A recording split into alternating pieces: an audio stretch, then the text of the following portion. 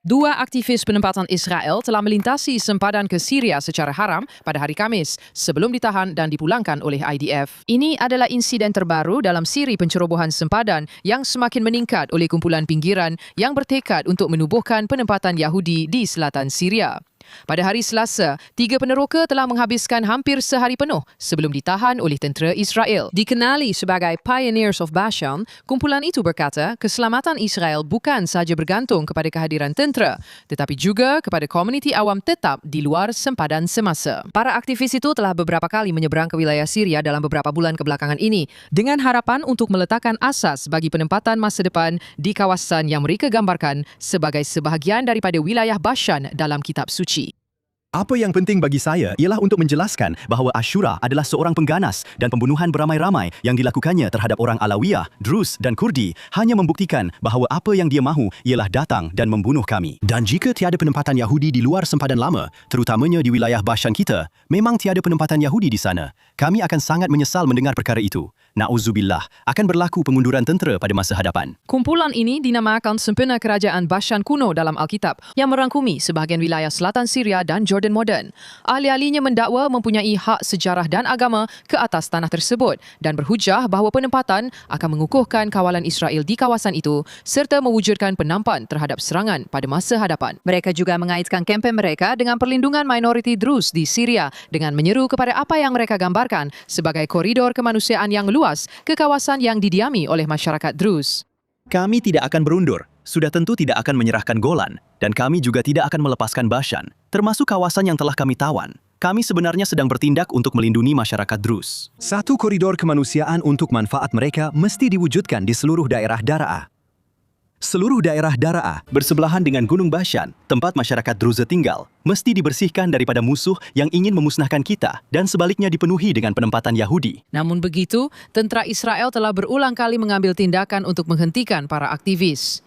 IDF berkata bahawa orang awam yang menyeberang ke Syria mengalihkan tentera daripada tugasan operasi dan mewujudkan risiko keselamatan yang tidak perlu. Mereka yang menyeberangi sempadan telah ditahan dan diserahkan kepada polis, walaupun dilaporkan tiada pertuduhan telah difailkan. Walaupun masih berada di pinggiran politik, pergerakan ini telah menerima sokongan daripada beberapa ahli sayap kanan dalam gabungan pemerintah Israel. Buat masa ini, percubaan kumpulan itu untuk menubuhkan pos di dalam Syria hanya bertahan seketika. Tetapi dengan para aktivis berikrar untuk kembali, kempen mereka menimbulkan persoalan baru mengenai niat jangka panjang Israel di selatan Syria. Pada masa Amerika Syarikat sedang berusaha untuk menjadi perantara perjanjian normalisasi antara Israel dan Syria.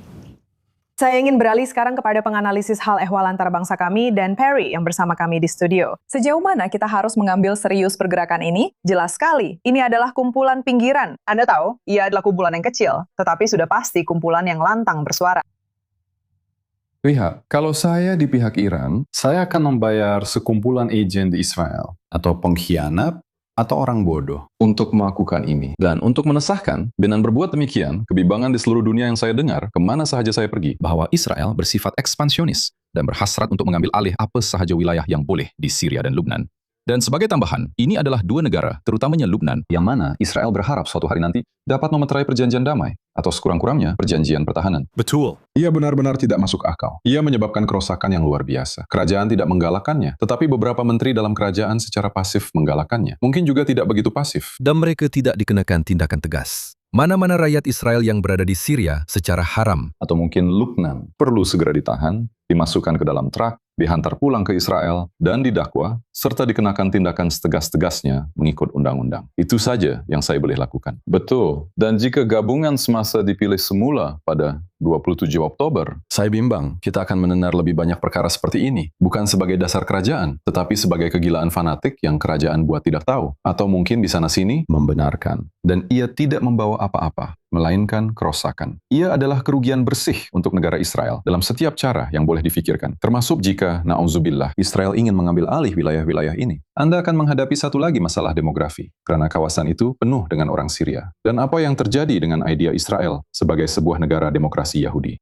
Maksud saya, image-image ini memang sangat merosakkan, sudah tentu. Walaupun awak dan saya tahu bahwa ini hanyalah kumpulan pelampau kecil di pinggiran, image itu jelas sudah tular. Ia menjadi model propaganda kepada musuh.